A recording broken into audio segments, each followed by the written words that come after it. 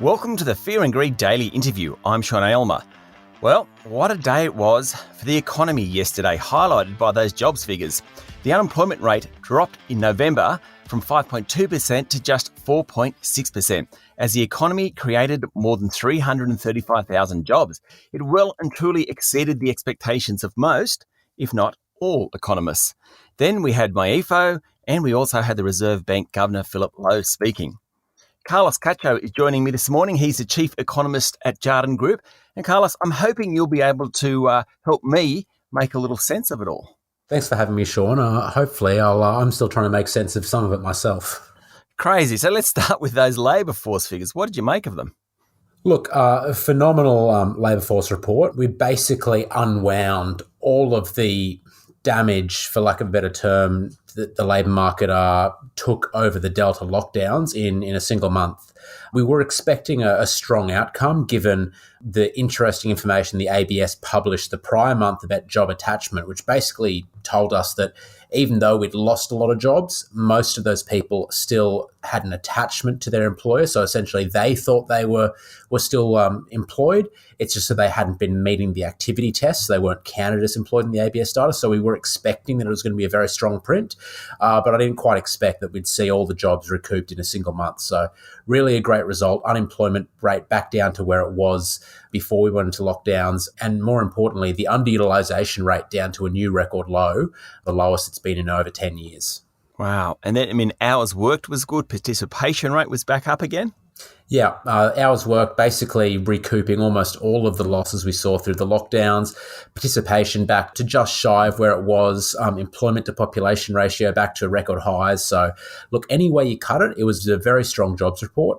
Part of it was because the October report was kind of bad timing when it was taken. Hadn't seen much of a recovery yet. But look, it's confirming that the economy is recovering very strongly coming out of lockdowns. And if we look at the leading indicators, things like job ads or employment intentions, it looks like the labour market's going to remain very hot.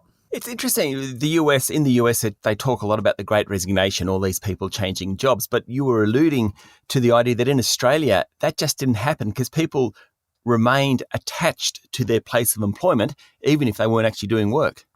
Yeah, that's a really big difference to what we're seeing in the US, where they are actually seeing pretty material wage growth.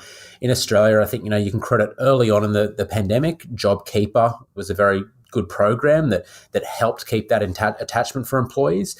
And then through this latest period of lockdowns, the stimulus we had helped maintain that again, where employees weren't let go, they just weren't paid and they got paid by the government instead.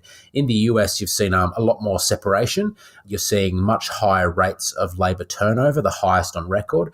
And you're also seeing the participation rate still being around, 1.5% below where it was pre-COVID, where in Australia, we're making new highs in the participation rate. So we're not having the same contraction in the supply of labour that the US is experiencing. Okay, so let's move on to the federal budget. And yesterday we got the half-year update, the MyEFO update. They're forecasting 1 million new jobs in the next 4 years. That's probably not that courageous a forecast given, what we're seeing at the moment.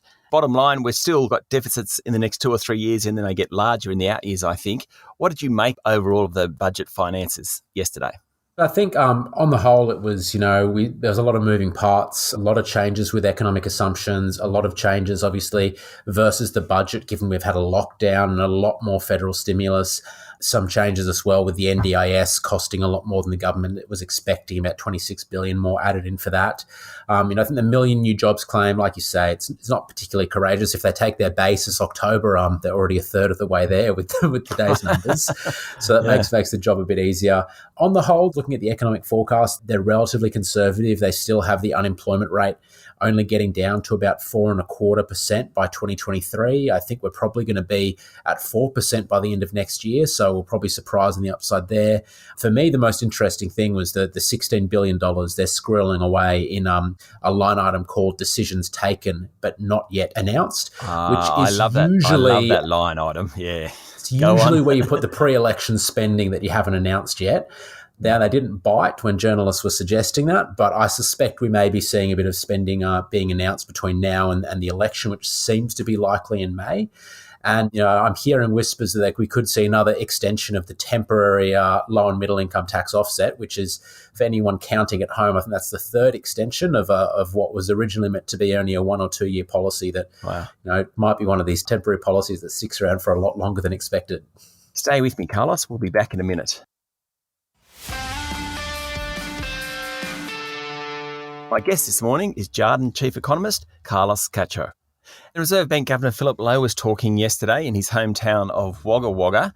He certainly sounded as if the bank is thinking about tapering its bond purchasing program and potentially ending it in May. That's one scenario he put forward, but it seemed to be his central case scenario. And he didn't talk about 2024 being conditions for the next interest rate hike. He actually mentioned 2023. What did you make of his speech? He gave us a bit more colour on the bond program, which was good. He's maintained, trying to maintain, I guess, a careful balance between optimism at the economic outlook, but remaining relatively dovish in regards to monetary policy and trying to push back as much as he can on market pricing, which is still quite aggressive. The financial markets are expecting 3 rate hikes by the end of 2022, which is clearly not what the governor thinks. On QE, look, like you said, he laid out 3 options and said that their current central forecast scenario is consistent with them tapering in February and ending the QE program by May. Given the economic recovery post-lockdowns has arguably been better, so far, particularly with today's jobs numbers, than anyone, including the RBA, expected.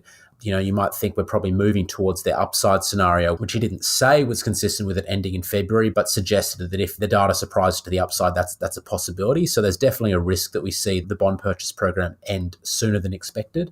And then in terms of the rate hikes, I think, Lowe's made very clear that it's really wages that he wants to see. He's more or less ticked the box on inflation now. We've got trimmed mean inflation, their preferred measure, back in the target for the first time in about 6 years.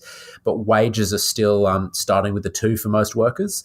And he really wants them to start with a 3. And I think that's going to take a little bit longer to flow through, just given the rigidities in the Australian wage setting or kind of labour market, which mean it takes a little bit longer for higher wages to flow through than it might in some other economies like the US. Okay, this sort of brings us to the full circle back to the jobs figures. Certainly when you're putting that many jobs on and an unemployment rate falling as it is, it must put pressure on wages. And notwithstanding, I appreciate the rigidity of the wage system here, and particularly people under awards, but there must be greater pressure on wages now than there has been for a long time. Oh, look, definitely. When I have conversations with business owners and people on the actual ground of the economy with recruiters, I'm hearing quite common wage increases of 5% in some cases in hospitality, where obviously there's a big shortage of workers with the lack of backpackers and international students. In areas like construction, regularly I'm hearing about 10 to 15% wage growth there. In areas like professional services and accounting, you're hearing about 20, 30, in some cases 40% wage rises for workers because of the lack of supply of labour coming in, as well as there's the fact there's so much work to go around. I think, though, that's kind of for the marginal worker. Where we're yet to see that is kind of flow through is into the broader workforce. And to really see that happen, we probably need to see labour market turnover pick up. So we need to see more people switching jobs. Because right now, employers, they're not paying the total workforce more, they're paying up for the marginal worker that they're hiring. And that's definitely, happening in quite a few areas across the economy. To really see the broader wages growth figures pick up, you need to start seeing that filter through to really, all the existing legacy employees who might not be getting those same pay bumps. And I think one of the really key things to watch for that is going to be how we start seeing things like enterprise bargaining agreement wage increases come out, because they cover about 40% of workers. So a lot of workers are determined by that, as well as the minimum wage decision, which we'll get in July next year, which is probably going to be higher given where inflation's looking at the moment. Okay, so as we stand here at the end of the year, do you think the federal government and state governments and regulators, and particularly the Reserve Bank, would be happy with the Australian economy? I think they would. I think if you looked at what we were staring down in June last year, or even in September this year, it was a pretty bad outlook. We were into a first recession in over 20 years. We'd had unemployment at the highest it's been for a very, very long time since the last recession.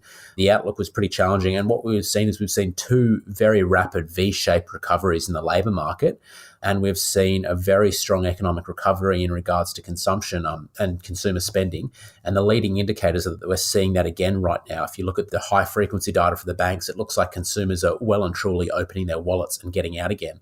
I think really the next step going into next year is going to be seeing business investment pick up, hopefully seeing some productivity improvements, and then seeing wages growth lift, which, is kind of the missing piece of the puzzle at the moment. But I think overall they'd be pretty happy with the way things are looking right now, considering where we've come from. And the biggest risk remains COVID, and particularly Omicron? Yeah, look, I think new variants are obviously a risk at the moment. Omicron, still very early days, but it seems to be much more transmissible, but maybe more mild. So hopefully it won't derail things. That is, COVID remains a key risk. And potentially, look, the slowdown in China is another risk that we need to be aware of in Australia. The indicators there that the economy is slowing down and that real estate activity is slowing pretty rapidly, which is obviously key for Australia's exports of iron ore in particular. The government there is taking moves to stimulate, but it remains to be seen how successful those moves will be in the face of the broader deleveraging they're engineering. Carlos, thank you for talking to Fear and Greed, not just today, but of course throughout the last year. Thanks for having me, Sean. That was Carlos Cacho, Chief Economist at Jarden. This is the Fear and Greed Daily Interview. Join me every morning for the full Fear and Greed podcast with all the business news you need to know. I'm Sean Aylmer. Enjoy your day.